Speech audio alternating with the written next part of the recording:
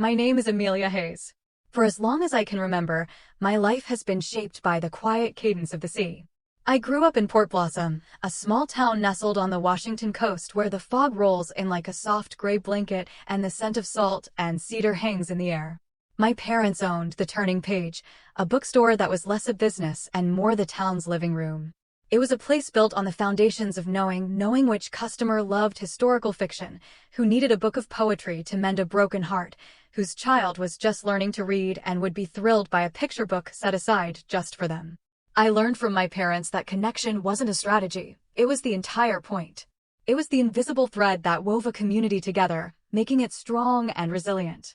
3 years ago, after my parents sold the store to enjoy a well-earned retirement of beachcombing and travel, I moved to Seattle. The city was a shock of steel and glass, a vertical world so different from the horizontal expanse of my hometown's ocean views. I carried with me that small-town belief in the power of personal connection, hoping to find a place for it in the thrumming heart of the corporate world. I took a position as a client relations associate at Stellarian Capital, a prestigious wealth management firm whose downtown office commanded a panoramic view of Elliott Bay. The job description spoke of managing client portfolios and ensuring satisfaction, and I imagined it as a larger, more complex version of my parents' bookstore, a place where I could help people navigate the stories of their financial lives. On my first day, I learned how wrong I was. My supervisor was Eleanor Vance, a woman who seemed to be carved from the same cool marble as the building's lobby. She was impeccably dressed, her voice a low, measured instrument that never betrayed a hint of emotion. She viewed the world through the lens of a spreadsheet. To her, clients were not people with dreams and fears, they were assets under management, data points on a growth chart. Relationships were measured in billable hours and communication logs, not in trust or understanding. "Amelia," she said during my orientation, her fingers tapping a rhythm on her polished mahogany desk, "your role is to ensure efficiency. Communication must be concise, documented, and strictly professional. We are fiduciaries, not friends. Sentiment has no place in a portfolio." I tried to embrace her philosophy. I studied the firm's protocols, the templates for emails, the scripts for quarterly calls. But my heart wasn't in it. The client files were sterile, filled with financial data but empty of life. They told you what a person owned, but nothing about who they were. I found myself looking out the window at the ferries gliding across the water, feeling a profound sense of dislocation. I was 1,000 miles and a world away from the turning page. I started to notice things in the margins of my work. During a routine call with Mr. and Mrs. Chung, an elderly couple planning their retirement, Mrs. Chung mentioned in passing how much she missed the garden she'd left behind when they downsized to a condo. Her voice was wistful, a small, quiet note of loss in a conversation about municipal bonds. The official protocol was to acknowledge the comment politely and steer the conversation back to their portfolio performance. Instead, I made a note. A few weeks later, I sent them an article I'd found about urban container gardening with a short, handwritten card. "Thinking of you and hoping you find a way to make your new balcony bloom," I wrote. The next time I spoke with Mr. Cheng, his voice was warm, alive. "That was so thoughtful of you, Amelia," he said. "You have no idea how much that meant to my wife. She's already started a little herb garden. It's brought so much joy back into her days." He then spent 10 minutes talking, not about interest rates, but about his wife's newfound happiness and their dreams for a retirement filled with small, simple pleasures. Our firm's metrics would have flagged that call as inefficient. To me, it felt like the first real work I'd done. This became my quiet rebellion. I began to treat my clients not as accounts, but as people with lives that extended beyond their net worth. I learned that Marcus Thorne, a young graphic artist who had inherited a surprising sum from a distant relative, was overwhelmed by his sudden wealth and terrified of losing the creative spirit that defined him. We talked about how to structure his finances to give him the freedom to pursue his art without fear.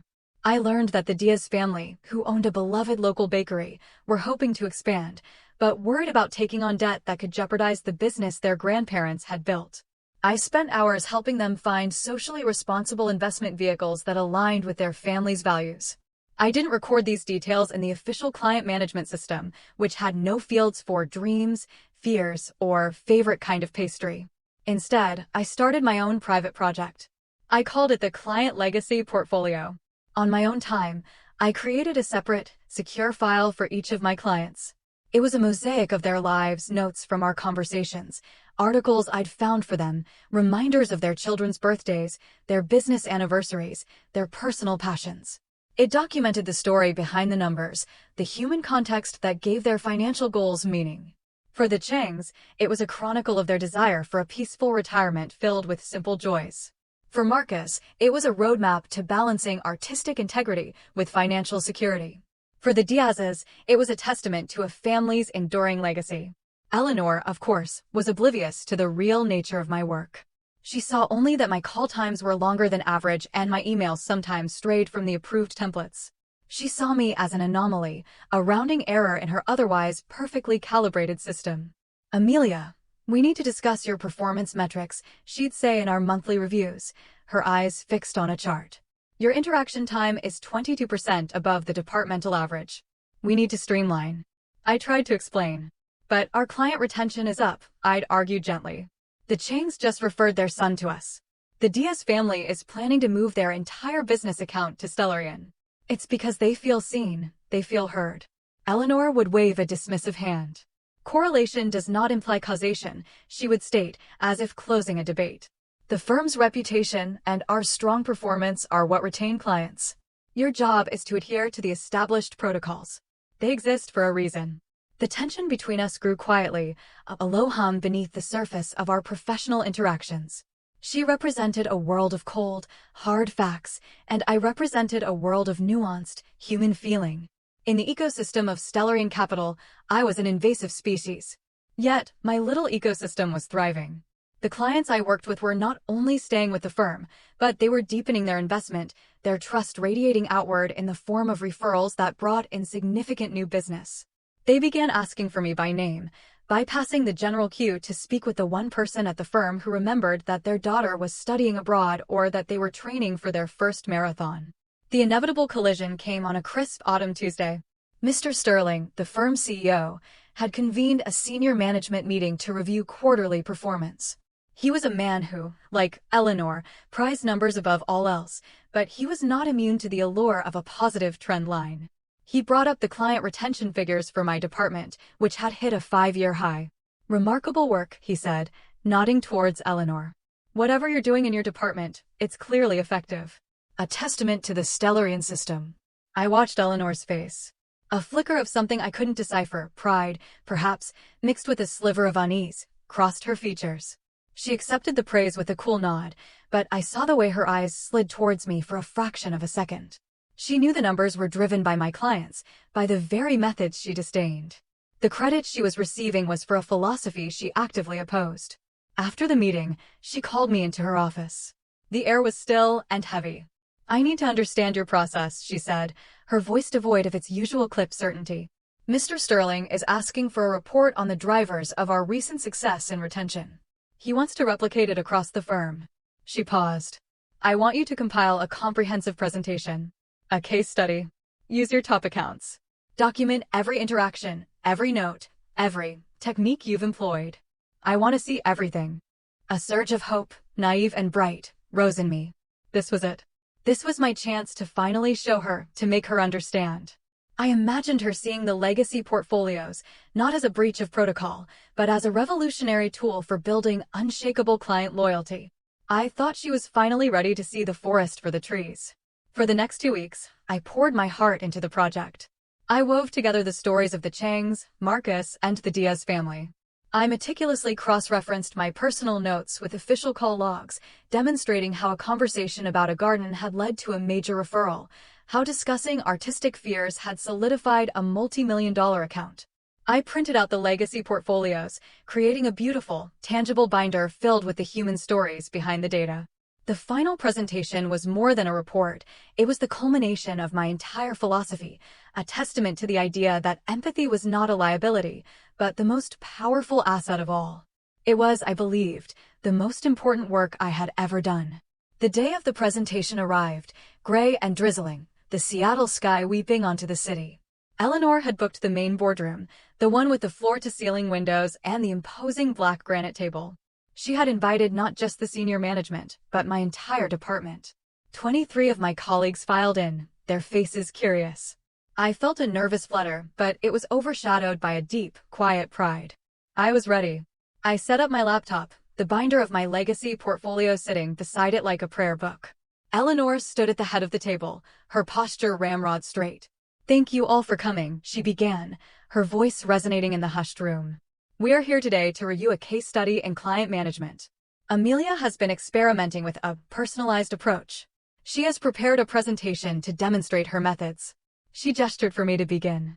I took a deep breath and started to speak, my voice gaining confidence as I told the stories of my clients. I spoke of the Chang's garden, of Marcus's artistic dreams, of the Diaz's family legacy. I explained how understanding these deeply personal narratives allowed us to serve them not just as financial advisors, but as true partners in their lives. When I finished, there was a thoughtful silence in the room. A few of my colleagues were nodding, their expressions open and engaged. I looked at Eleanor, my heart hopeful. She stood up slowly. She walked not to the head of the table, but to my side, her gaze fixed on the screen where a slide showing a quote from Mrs. Chung about her balcony garden was displayed. "Thank you, Amelia," she said, her voice dangerously soft. "That was very illustrative." She turned to face the room. "It illustrates exactly what we, as a firm, must avoid. This is not relationship management. This is emotional overinvestment.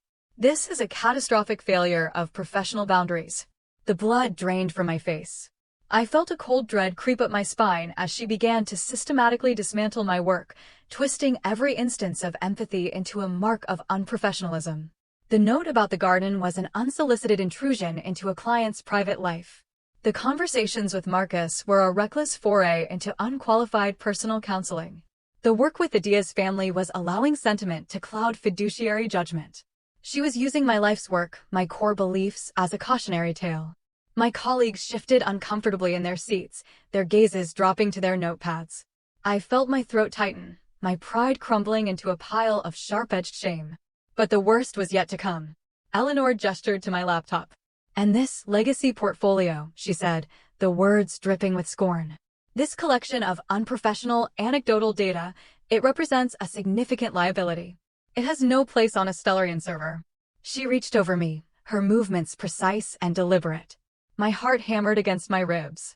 I saw her hand move to the trackpad. I saw the cursor hover over the folder containing every story, every note, every piece of connection I had painstakingly built over 2 years. "Effective immediately, we will be returning to the standardized, proven Stellarian method of client communication," she announced to the silent room. "We will purge these inefficient and inappropriate practices. We will begin by deleting this."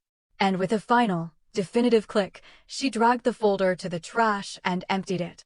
I watched it disappear. The icon vanished. The work was gone. The stories of the Changs, of Marcus, of the Diazes erased in a single, brutal act of symbolic execution. The only sound in the room was the hum of the ventilation system. The silence was absolute, a vacuum where my work had been. I felt hollowed out, as if she had reached into my chest and deleted a part of my own heart. Eleanor turned away from the screen, a look of grim satisfaction on her face, as if she had just excised a tumor. She expected me to be broken, to accept this public scourging and fall back in line. But in that moment of profound violation, something inside me shifted. The shame was still there, but beneath it, a different feeling began to surface, a quiet, cold clarity. She hadn't destroyed the relationships. She had only destroyed my records of them. The trust, the connection, the loyalty, those things didn't live on a server. They lived in the hearts and minds of the people I had cared for. As Eleanor began to outline the new, rigid protocols, my phone, which I'd set to vibrate on the table, began to buzz. The screen lit up with a name I didn't recognize, James Hemlock. Beneath it, Harborview Investments. My hands were shaking, but I picked it up. Excusing myself with a quiet murmur that no one seemed to hear, I stepped out of the boardroom and into the empty hallway, the muffled sound of Eleanor's voice still audible behind the closed door. "Amelia Hayes," a warm, steady voice asked. Yes, I managed, my own voice a reedy whisper.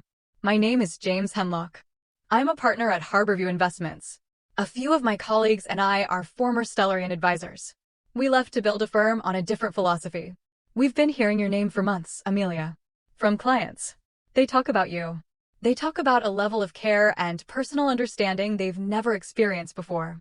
I leaned against the cool wall, trying to process his words through the shock. I'm going to be direct, he continued. We believe that what you do, that deep, authentic connection, is the future of this industry. We've been wanting to approach you for some time. And forgive me for the timing, but a friend of mine, still at Stellarian, just sent me a text about what's happening in that boardroom right now. I closed my eyes. The humiliation washed over me again, but his words were a lifeline. We don't see that as a liability, Amelia. We see it as a superpower. We want to offer you a position as senior partner at Harborview. Not an associate. A partner. We want you to lead our client relations, to build our entire culture around your philosophy. No billable hour quotas. No communication scripts. Just your intuition and your integrity. We want you to build what they're trying to tear down. A partner. The word echoed in the hallway. It wasn't just a job offer. It was a validation of everything I was, everything I believed in. It was a choice between a world that punished empathy and one that celebrated it. There's nothing to steal, Amelia, he added gently, as if reading my mind. We know your work is about the people, not the data. If you come to us and your clients eventually decide they want to work with someone who values them as human beings, that isn't a breach of contract. It's just a natural consequence. A natural consequence. The phrase settled deep inside me. I took a breath, the air filling my lungs for what felt like the first time since Eleanor had clicked that button. I pushed the boardroom door open and walked back in. Eleanor paused mid-sentence, an irritated frown on her face. 23 pairs of eyes turned to me. Do you have something to add, Amelia? She asked, her tone sharp with impatience. I walked to my seat, gathered my notebook and the now useless binder, and stood up straight. The tremor in my hands had stopped. My voice, when I spoke, was quiet but clear, and it carried across the silent room. Yes, I said, looking directly at her. I do. I resign. Effective immediately. The silence that followed was different. It wasn't the shocked silence of before. It was a silence charged with dawning comprehension. I saw it on the faces of my colleagues. I saw it on the face of Mr. Sterling, who was sitting at the far end of the table, his expression shifting from detached observation to acute alarm. Eleanor's composure finally cracked. A flush crept up her neck. That's preposterous, she sputtered. You can't just, there are procedures. A 2-week notice is mandatory. My employment contract allows for immediate resignation in the case of a hostile work environment or unethical actions by a superior, I said calmly, the words feeling solid and true in my mouth.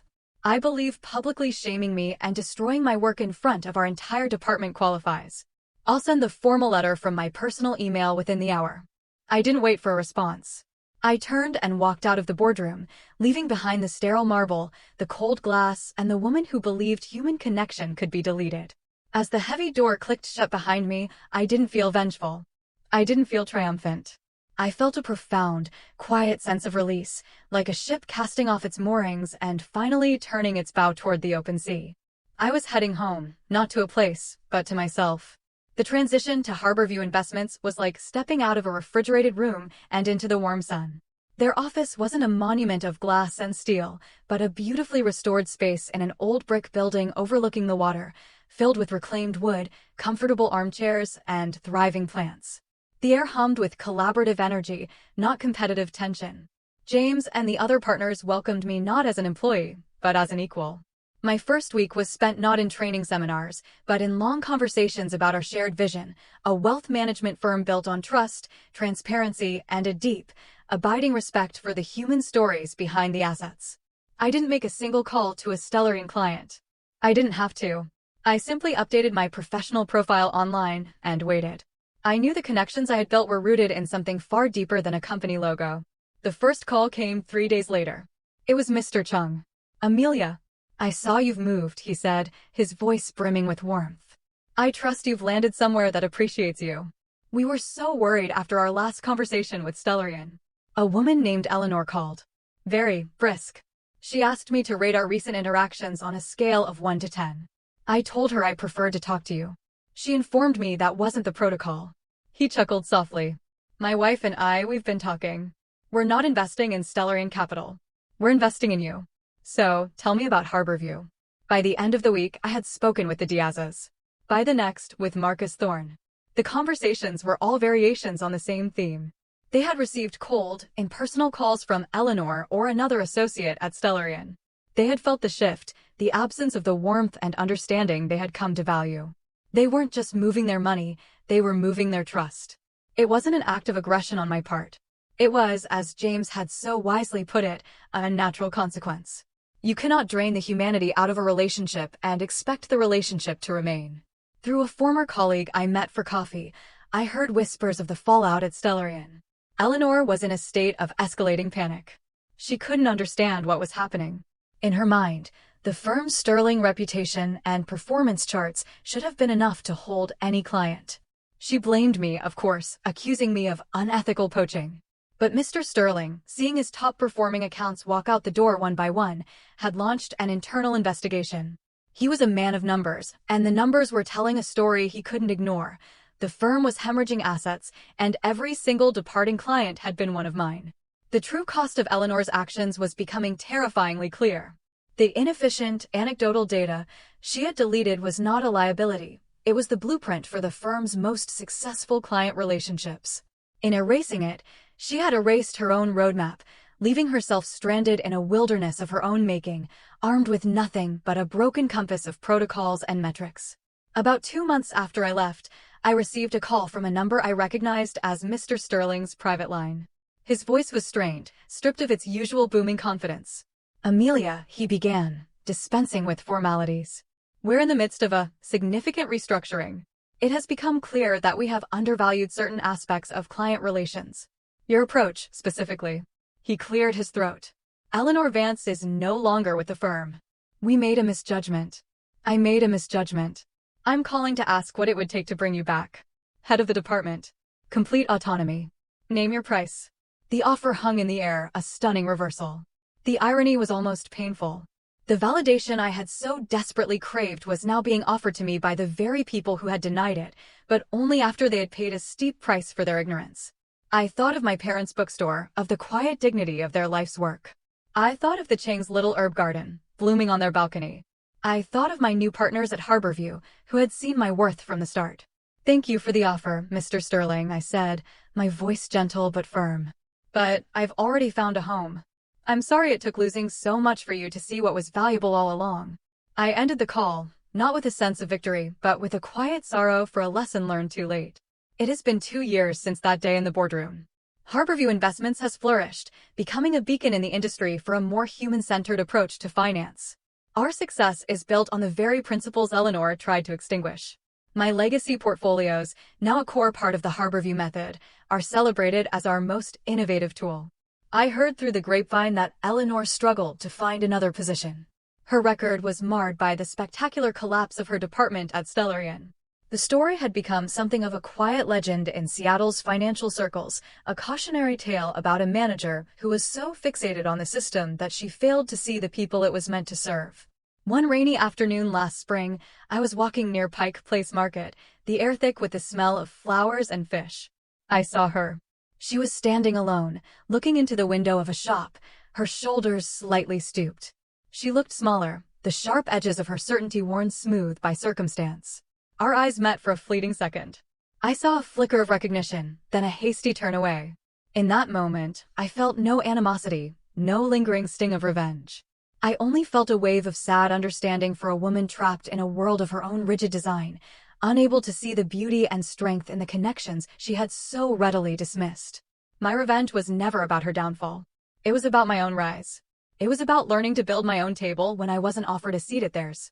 It was about honoring the lessons I learned in that small bookstore by the sea, that the most valuable assets we can ever cultivate are trust and understanding.